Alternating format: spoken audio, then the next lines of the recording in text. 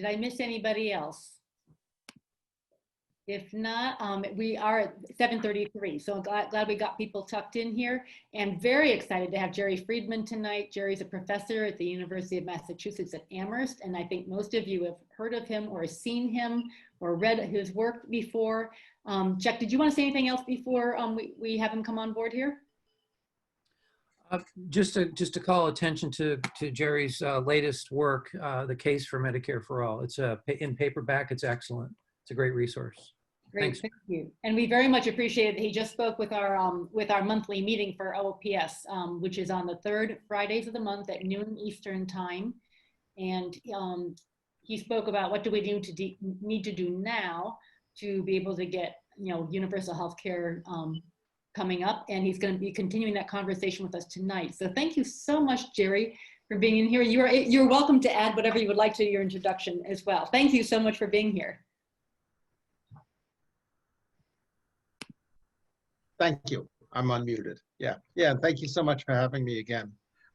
It's so nice to see faces that I've seen emails. I mean, some like Garrett, it's been too long since I saw you. God, back in pre-COVID days, it's really like, wow, October was a world apart.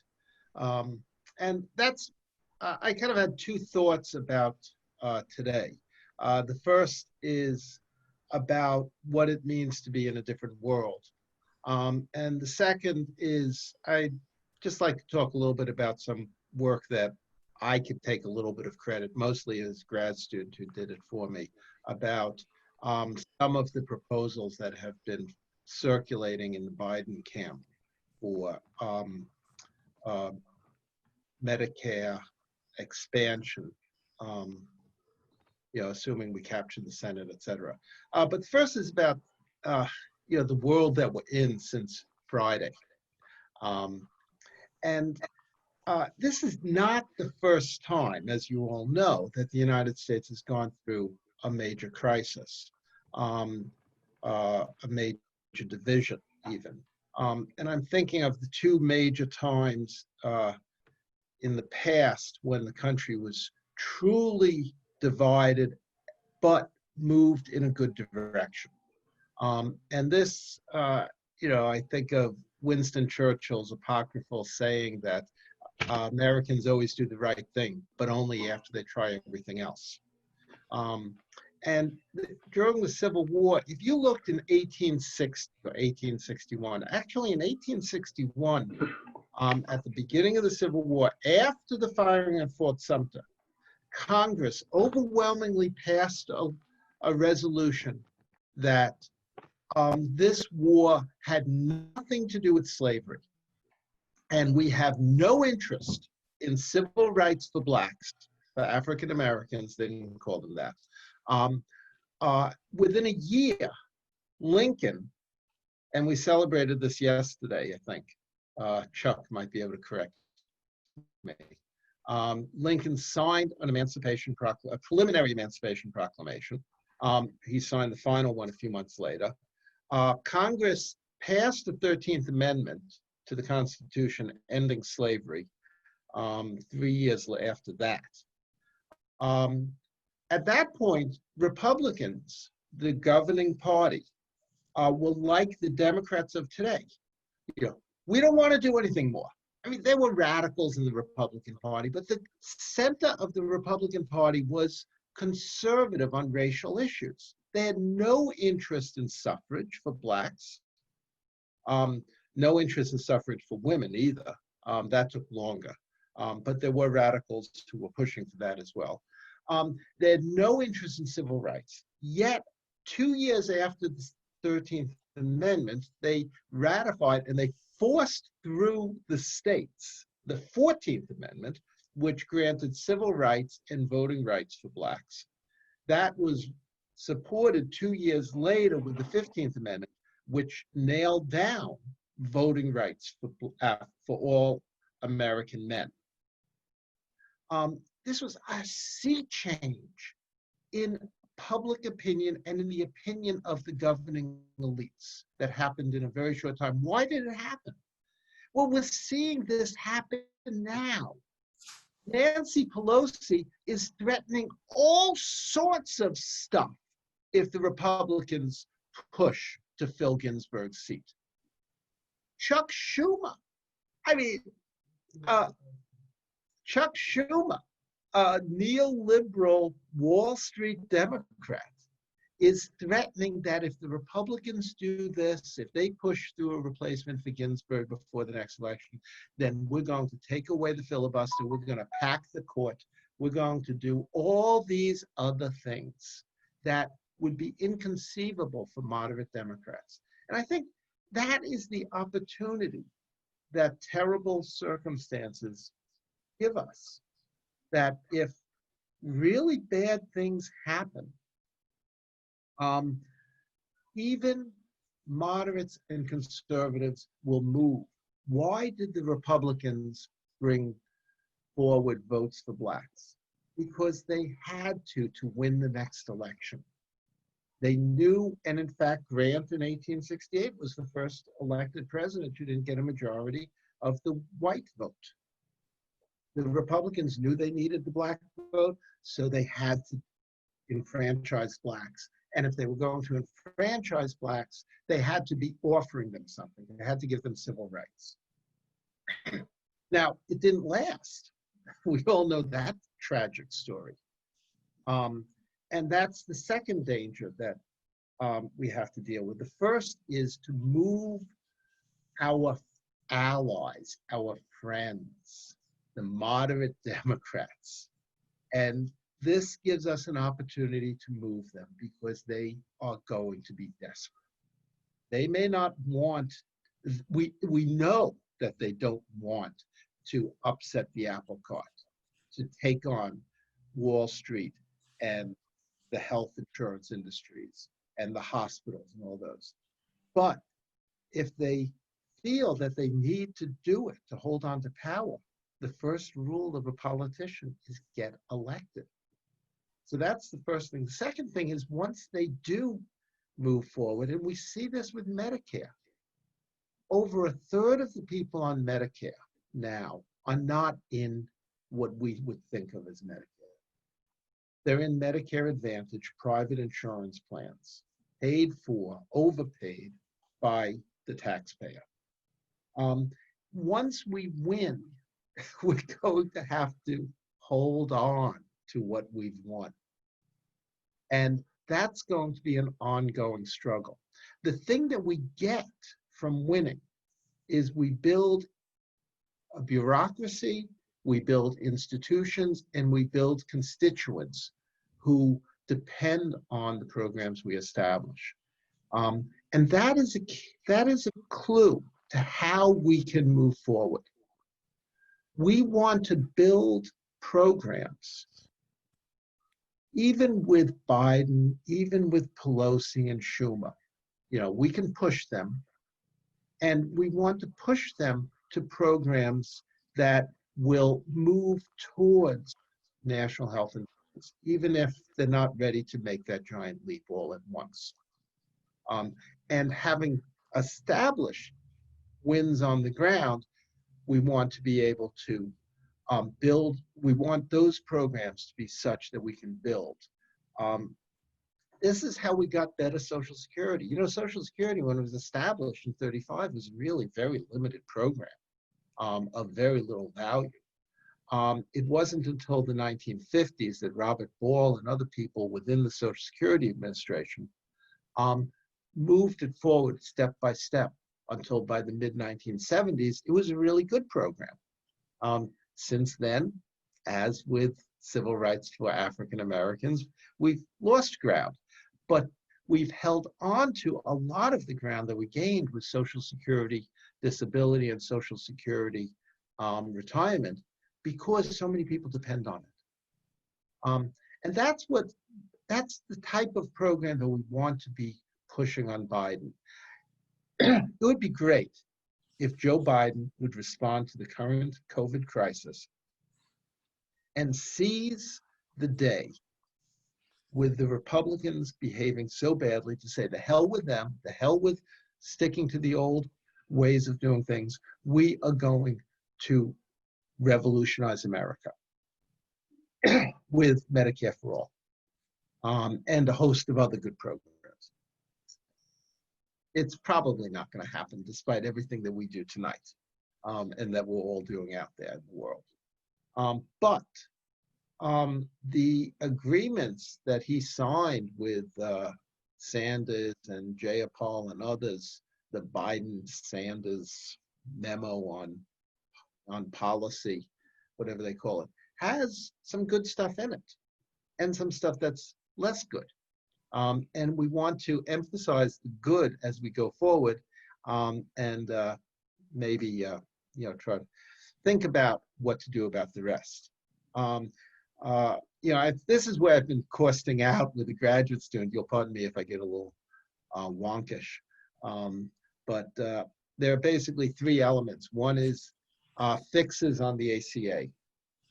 These are pretty expensive things, and they build on private health insurance because that's what the ACA does.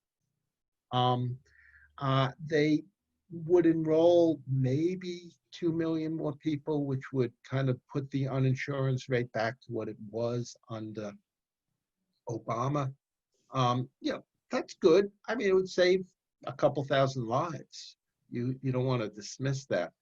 But it would cost a lot of money, and it would reinforce the health insurance industry. I'm not sure we want to put a whole lot of energy into that kind of thing. And then he wants to establish a public option, that is, offer Medicare on state exchanges while enrolling every low-income American automatically into Medicare. Everyone who's not eligible for Medicaid, automatically into Medicare. That is a big deal. And that is something that we can really push on, because that would bring about 10 million more people onto Medicare. But when we do that, when we talk about a public option, we have to make sure it's a real public option. It's a robust public option. Current Medicare is a pretty limited program. So, all the Jayapal, Sanders, all of this, we're always talking about improved Medicare for all. And we want any public option Medicare, and this is doable. This is something that we could win Biden and Pelosi onto. Any public option Medicare needs to have very low out-of-pocket costs. There's no out-of-pocket cap in existing Medicare. You could go completely bankrupt while still being on Medicare, which happens to way too many people. A low out-of-pocket cap, real limits on copays, no networks, guaranteed free choice of doctors. Any public option Medicare has to be really, really good insurance. That's something we could win on, and it would be a really good thing to do. Public option has to be open. This is ambiguous in the Biden-Sanders proposal. It's not clear.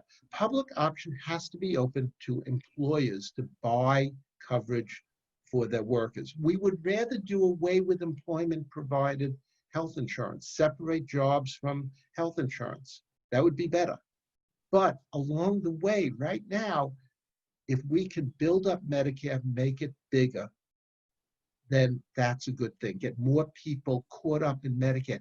Show people that the government can do a good thing, that Medicare really is a good program, and that it's worth everybody fighting for. And the third thing that Biden and Sanders endorsed was lowering the age for Medicare to 60. I just turned 65, so hey, yeah, but I'm still at work, so it doesn't really matter. But lower it to 60. That's a good thing. Hell, there'd be like 1.5 million people who are without health insurance between age 60 and 64. So getting them health insurance is a good thing. But again, it has to be real Medicare, a good, improved Medicare. And why stop at 60? Earlier, Travis, this graduate student, and I costed out lowering it to 50. let's push to lower the age for Medicare. That was Robert Ball back when he was pushing for Medicare in the Social Security Administration. This is his idea. We start at 65 and we work our way down. And don't just work your way down. We should push to enroll all children in Medicare at birth. It would be cheap. Children are really cheap to insure. And that's something where we could get employers to go along, because after all, if children are insured through Medicare, then you don't need family coverage. And whether you're hiring an individual or hiring somebody who has a family, it will cost you the same benefits. So these are things that could be done that would bring us forward towards Medicare for all, build a constituency, strengthen Medicare, traditional Medicare, give it even more bargaining leverage, and build up the bureaucracy that supports Medicare. For a long time, our allies in promoting retirement security were in the Social Security Administration. People in the sense of Medicare services, are our natural, in that bureaucracy, are our natural allies. Finally, one final point that we want to try to keep in mind whenever we have a possibility. Okay, look, obviously, if Biden loses or the election's stolen by Trump, that's the same thing. I don't think there's any way that Trump would win a fair election, and he knows it. But if Trump can steal the election, then nothing matters. We buy a ticket to Costa Rica and move. I don't know what we do, but it's the. But if Biden wins, he'll be staffing his administration. As my senator, Elizabeth Warren, has said, policy is personnel. We want to get good people into the Biden administration. Imagine how wonderful it would be if Don Berwick was Secretary of Health and Human Services. Not likely, but it would be a good thing. A boy can dream. But if you know anybody, urge them to reach out and try to get Medicare for all supporters into the 5,000 or so jobs that a President-elect Biden would be filling, especially in healthcare, but throughout the administration. Okay, I'm happy to answer questions, chat, whatever. Yeah, I'm not in Massachusetts, I'm in New York. My wife and I are going down to JFK Airport tomorrow afternoon to pick up a cat. Is that the craziest thing ever? My wife is importing a COVID comfort cat from Wales. Tomorrow morning, I do my lectures over Zoom in my classes, and then we go get a cat from the airport. Are cats from Wales somehow more comforting than cats from America? This one's very comforting. I think he'll be called Pippin. At least that's our daughter's idea and mine. He's a black, long hair Siamese, very glossy coat. My wife wrote a poem about it, and full of energy, and will talk a lot, talks a lot. Siamese do that. And you think that would not necessarily be comforting, but it's distracting, and distraction is comfort. They're very demanding. Yeah, very demanding. So that also will be distracting. What about the dog? What about the dog? The dog doesn't know about this. Not yet. No. Corduroy the dog is currently at the kennel. We'll pick him up. He may actually have to stay on leash in the house for a while because we don't want him chasing the cat. Got a beeper, to beep, goes around his neck, partly to, alert him that he should not chase cars because that's a bad idea. But also, we're going to be using it to not chase the cats. So to bring it back to healthcare, aside from comfort, Linda Napier has a question in the chat. The savings for Medicare for All was coming from the insurance companies not being involved. How can we improve Medicare if the insurance companies are still out there? How can we afford to improve it without the Well, administrative savings? well, first of all, yes. A third or so of the savings come from reducing administration within the insurance industry. And putting people into traditional Medicare, putting people into Medicare Advantage does nothing there. Putting everybody who goes from traditional private insurance or Medicare Advantage into traditional Medicare saves 12 cents on a dollar or so of their premiums. You know, we save 12% of your healthcare spending just by reducing administrative costs. But we also save more than that on lowering hospital prices and drug prices. Hospital prices have, you know, when I first started doing serious numbers on Medicare for all, you know, my first state study was from Massachusetts 15 years ago or something like that. I put in a number for savings from hospitals, lowering hospital prices to the Medicare level. And that was shot down. People said, it's not a lot of money anyway. And yeah, Mass General overcharges, but it's not a big deal, and forget it. Nowadays, private hospital insurance pays hospitals 2.5 times what they pay Medicare. That's a huge difference. We're talking about hundreds of billions of dollars across the country. And we're not talking about rural hospitals. We're not talking about safety net hospitals. Those hospitals are not getting these big fees. We're talking about Mass General, Columbia Presbyterian, North Shore Medical Center, you know, hospitals that I'm in my state or the hospital where I was born. You know, so I can pick on those. But you can name similar hospitals in all your states. And these hospitals have formed networks. They're screwing the public, and they're hurting people because they're driving patients, they're sucking patients in to their central city hospital, where they often overtreat and certainly overcharge, and at a minimum take people away from local hospitals, which could work perfectly well for them, where they'd be closer to their family. So that's a savings that we would get. And that's why the hospital industry has become so rabidly opposed to Medicare for All, because they want to protect these huge monopoly rents that they're getting. So yes, we get big savings even outside of the insurance industry. And then of course there's savings on drug prices, which I don't need to talk about. Everybody knows about those. Okay, thank you so much. Another person had asked specifically, would the Medicare expansion to those who are 60 require a raise in the taxation from 1.45% to 2%? How much would it have to go up to cover those who are 60? Oh, okay. We're talking about a lot of money to cover people between 60 and 64. The federal government would have to find that money. Maybe it depends on how much savings we anticipate, but I think the right number would be in the order of $50 billion to cover people between 60 and 64. A comparable amount to cover people between 50 and 59.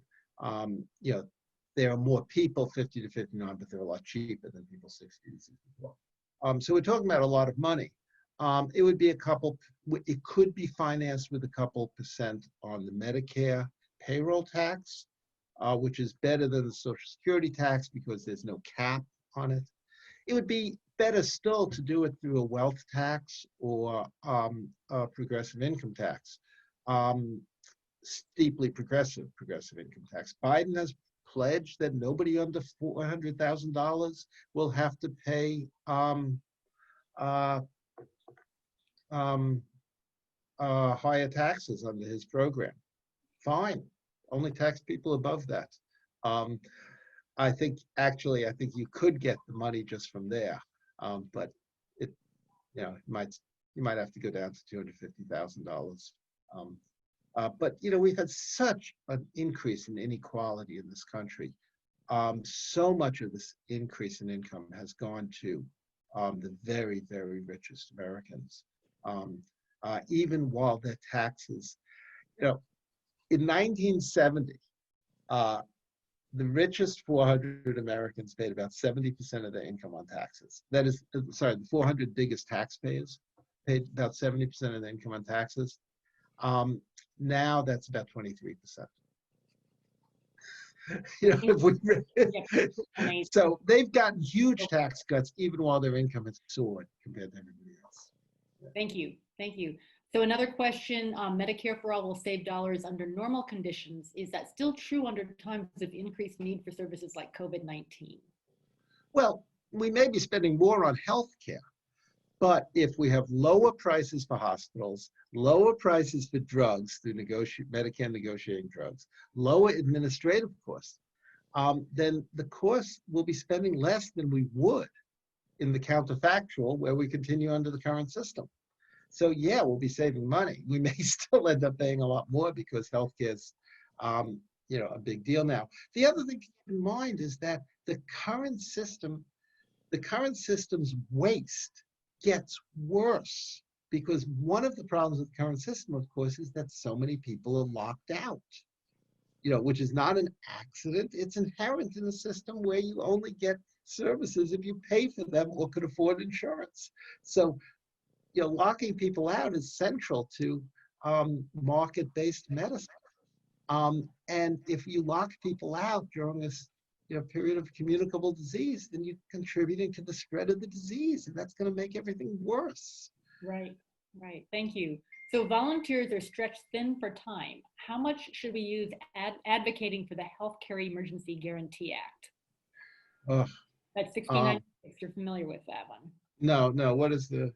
So 6906 is the one that provides for anybody who was unemployed before the COVID or became unemployed will be covered by Medicare will pay all their healthcare expenses. Yeah. Okay. And also, anybody on private insurance will have all their deductibles and other out-of-pocket costs paid for. Like when they get their care, the provider will bill Medicare instead of billing the patient. I don't know. There's so many things that need to be done. I think that's a great bill. Bernie is sponsoring that, I think. Yeah. I mean, that's a great bill. It's a stopgap because it's not addressing the problem, post-COVID, but it's vital for right now. And it is also an important alternative to the House bill, which would provide, the government would pay for people's COBRA. No, that's awful. Much more expensive, and reinforcing the private health insurance system just when it's screwing everybody. All the money to the insurance companies in advance, but then people can't afford to access it because they're unemployed and don't have money for the deductible, so they don't get the care. So it's just like, oh boy, you nailed it. You nailed it, Betty. Yeah. So a couple other questions here. I don't want to take up too much time on my comments, but what are the 2 or 3 things that you say to someone when you talk about why Medicare Advantage is bad for Medicare? There are many reasons, but when you have to explain it as simply, as quickly as you can to somebody who, how would you explain it? Well, first, I would try not to get into that discussion because people love Medicare Advantage.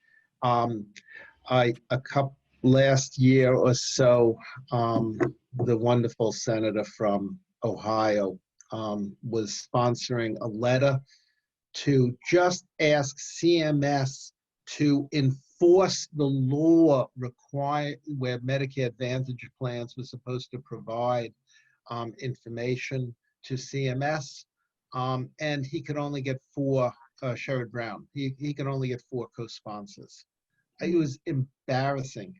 One of them was from Minnesota, Klobuchar, and another one was another relatively conservative Democrat. So it was an interesting mix, but all these liberals, left-wingers, wouldn't take on Medicare Advantage. So I try to avoid it and try to work around it just by pushing for better traditional Medicare.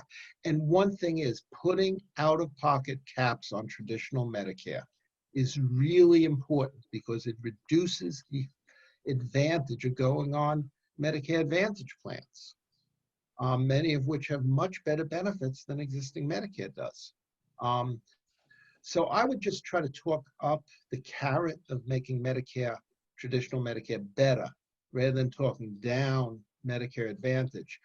Otherwise, you get into a discussion, and I've been party to these, and I've watched a bunch of them, discussions of adverse selection in Medicare Advantage. And there's terrible adverse selection. I really believe it. I buy the evidence.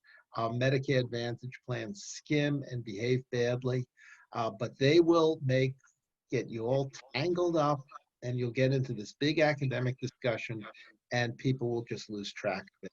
Their eyes will glaze over, and then they'll say, my mom really likes Medicare, her Medicare Advantage plan.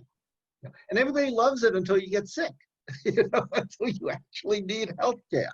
Or when you get kicked off your plan. My mom couldn't sign up for it because my dad cost too much, right? Right.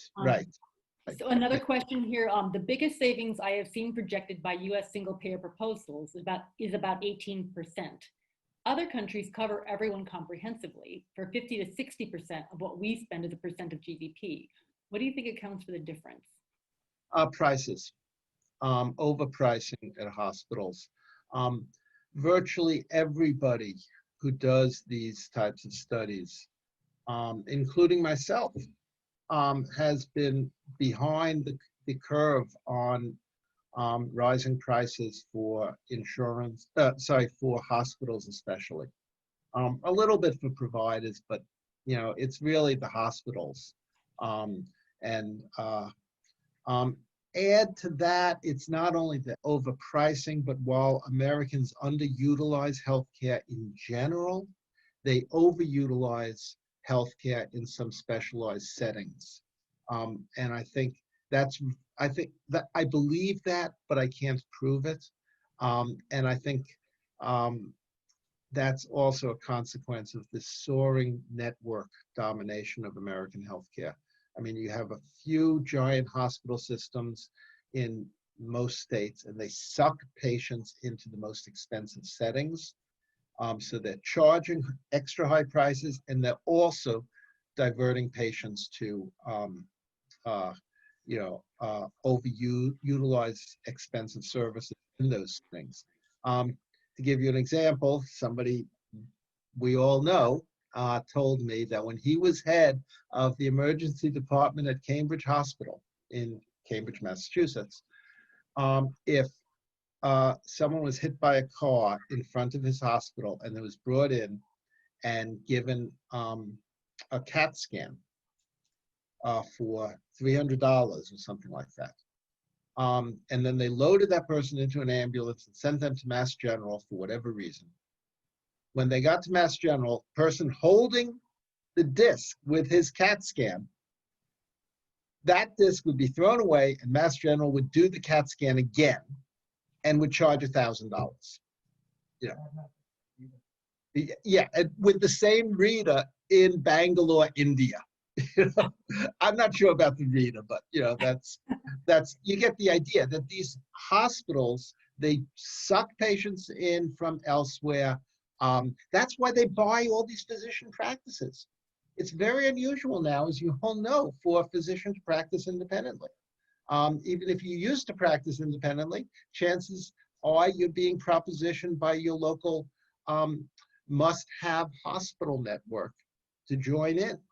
And they'll buy your practice for you. Oh, we'll handle all your billing. We'll pay you a salary. Your life will, and then you'll be on the Epic medical record system. Thank you. But anyway, I think that accounts for a lot of the extra difference. If you look at prices for medical services, the official Consumer Price Index, Healthcare Price Index for the United States, and the comparable for Statistique Canada, the healthcare prices in Canada since 1971 have tracked other consumer prices. In the United States, they've risen at about 1.25% a year faster for 50 years. And that is largely due to the growth, a little bit due to the growth in administration. We've had faster growth in administrative burden. We've had much faster growth in drugs. And the biggest thing is hospitals. Hospitals are the villain.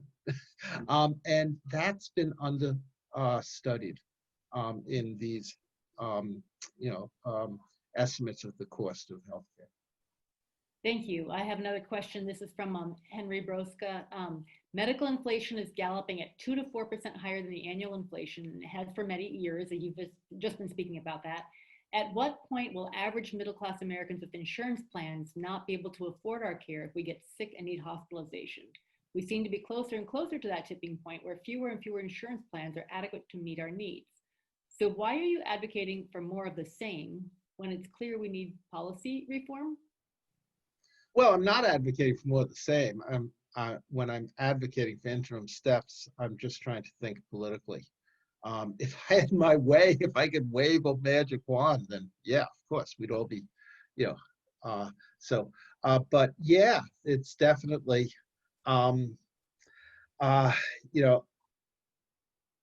it's, are we at that point? I mean, we're definitely getting to that point. Mm-hmm. By my estimates, well, not my estimates, but, Commonwealth Fund puts out its surveys every couple of years of Americans who can't afford to go to a doctor, can't afford to fill prescriptions. These are terrible numbers. Like 1/3 of Americans are not able to do something that they need because of the cost, and that number keeps drifting up. And that number, if you look across counties, Robert Wood Johnson and University of Wisconsin did a survey a few years ago where they matched for every county in the United States the proportion who reported that they could not afford to go to the doctor and the proportion and the age-adjusted mortality rate in that county. And if you take 3,000 counties or so in which there's enough data, it's the R squared is 32%. It's a very strong positive relationship. People who cannot afford to go to the doctor die, and I estimate that accounts for about 10% of mortality in the United States because people can't afford to go to the doctor. Many of those are people without health insurance, but most of them have health insurance. And by the way, when the Commonwealth Fund says that 25% of Americans cannot afford to fill a prescription, had to throw away a prescription, had to stretch it out, whatever. That's 25% of Americans. There are many Americans who do not get a prescription at all. So they're not counted. So the share of Americans who actually have a health problem, think about half of people don't have any health problem at all. So if 30% of the population have some cost restriction on their access to the healthcare system, and 50% of Americans actually ever need to, so only 50% ever find out that they have this problem, then 60% of those Americans who have a health condition could not afford to do something that they needed to do. So yeah, we're getting to that point. I mean, like so many people have deductibles of $2,000, $3,000, and you walk into a doctor, or the pharmacy, and this is going to cost $300. You got to be kidding me. A lot of Americans don't have $500 in the bank. So how are they going to pay a copay of $2,000? Mm-hmm. So here's something from the chat bar, a comment. There's an indicator of the question that Dr. Bill had asked. Understanding how other countries are dealing with this is instructive regarding how do we pay for COVID. Canada just added about $80 billion to their $212 billion system cost. So that's a little over 1/3 of the national annual cost of Canadian healthcare. So that's what COVID has cost Canada. Yeah. Well,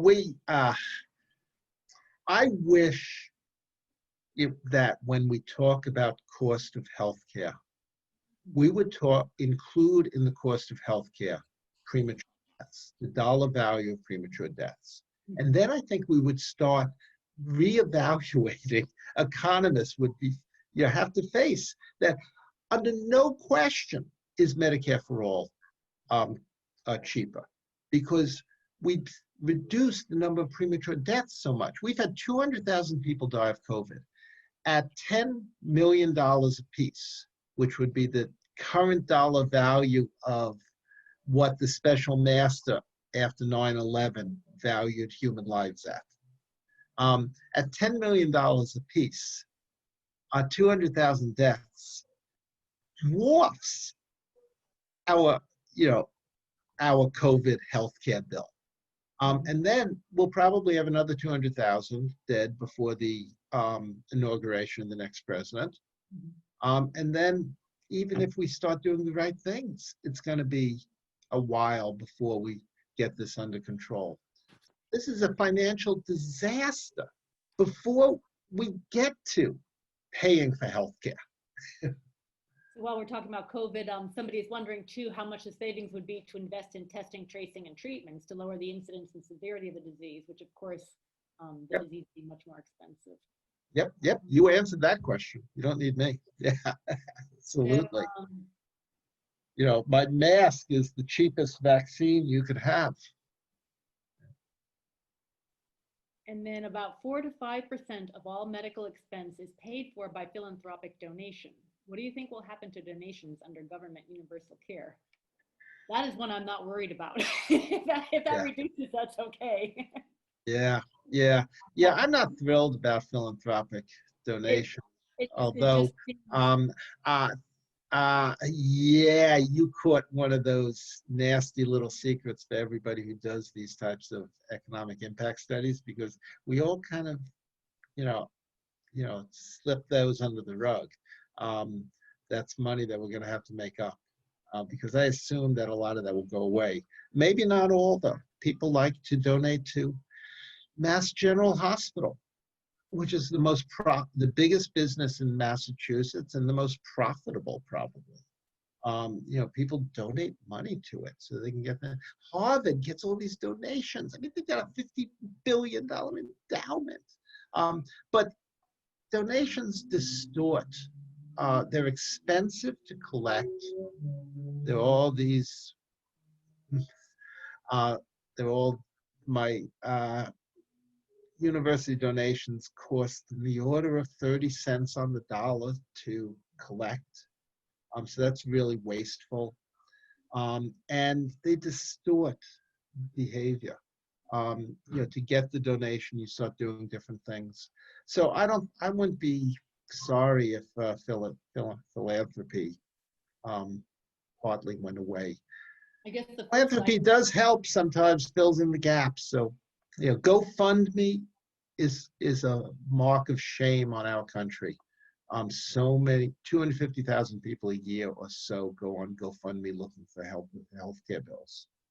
And if you ever need anything to condemn, if you want direct evidence of how bad our healthcare system is, go to GoFundMe and look at people begging for money to get insulin for their kids and things, or go to Kaiser Health News, Elizabeth Rosenthal's Bill of the Month, to get the most outrageous bill that somebody sent home, from a hospital or some other service, just as a mark of how crazy the system is. There's a question here that may have a typo in it. I'm not quite catching it.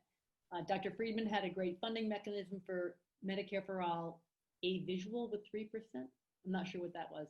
6% income tax and then a 0%. Oh, that was my 2013 national study. Yeah. Okay. Are those numbers still good? And is there an update? Oh, they have. Well, I guess I did update them for 2018 in what I did with Business Initiative, the Fix-It people.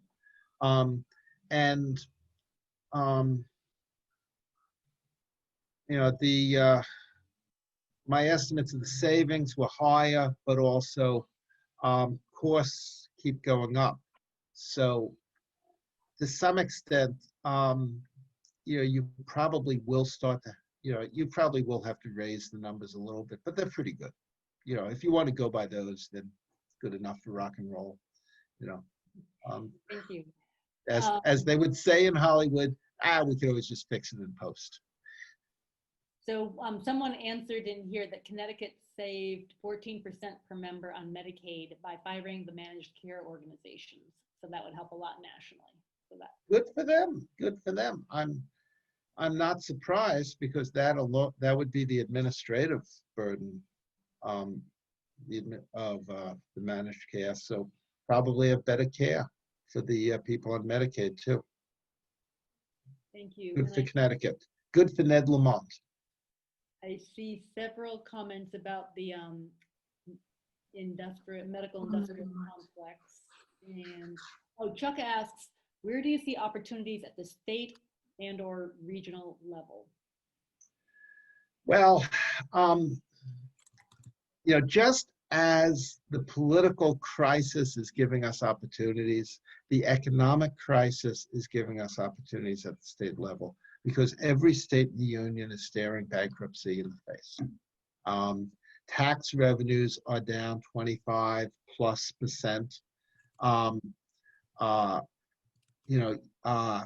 The demand for services is up.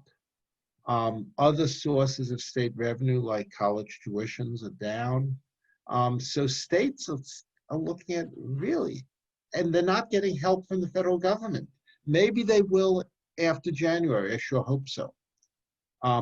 But as states look to, with these rising costs and shrinking revenues, what are you going to do? Raise taxes in a period of high unemployment and economic collapse? Nobody wants to do that. Maybe save money. Do what Connecticut did on the managed care, fire the managed care. Establish hospital price regulations. The average local government spends 25-30%. Well, this is Massachusetts, but I think it's not that far off for other places. The average local government spends 25-30% of its payroll on health insurance costs. If you reform healthcare, put all those people into a single state plan, price at the Medicare rates, negotiate drug purchasing like the VA does, you can save a lot of money. And that's something that we could push on state leaders. Medicare for all would save the state budget. You have states like Washington or Oregon that Chuck brought up earlier, where the politics may work out better. New York, New York and Massachusetts think these are blue states. We should be able to walk in and get what we want. But there are also states with huge medical industrial complexes, very powerful hospital systems that are very integrated with the Democratic parties in the states. Ohio has the Cleveland Clinic. Maryland has Johns Hopkins. These are places where the people involved donate to liberal Democrats. I actually went through the leadership of Partners Health System in Massachusetts and looked at their political contributions. They generally don't donate to Republicans, certainly not to conservative Republicans, and they give to lots of people I like. So that's a problem. But the economic situation and the health situation are so bad. And we have leverage because the hospitals are in trouble. They got a bailout back under the CARES Act, but there's been a deep drop off in elective surgeries. They're losing, Massachusetts hospitals were looking at losing $1 billion a month, which is a lot of money in this state. We're not California. So, and I imagine California hospitals, similar situation. So the hospitals need help. Let's get something from them if we're going to be supporting them.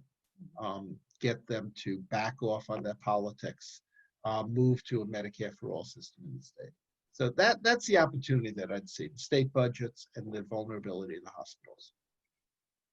Thank you. So there's been some conversation within the OPS policy work group that the federal government can make money, can print its own money. So the problem is, like, states can't print money to balance their budgets. On the other hand, if there is so much hemorrhaging of money in the hospital system and money going to insurance companies rather than to the providers that actually need it, then how do, I mean, it would seem like, for instance, California would do better if it had its own system with COVID than if it didn't have its own system with COVID. On the other hand, can you just speak to that a little bit about the risk when states try to do this on their own?